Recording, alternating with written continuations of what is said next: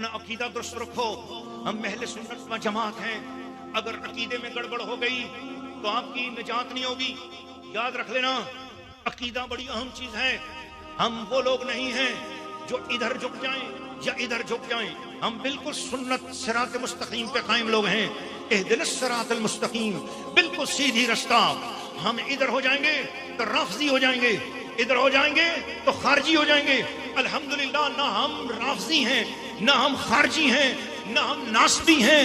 हम अहले सुन्नत व जमात हनफी बरेलवी हैं। हम हुजूर के हर सहाबी से प्यार करते हैं, सहाबा से भी हम मोहब्बत करते हैं, हुजूर की हर अहले बैत से प्यार करते हैं, और अहले बैत की प्यार भी हमारी जान है। और हम किसी की बेदबी नहीं करते। इसी का नाम अहले सुन्नत व जमात है।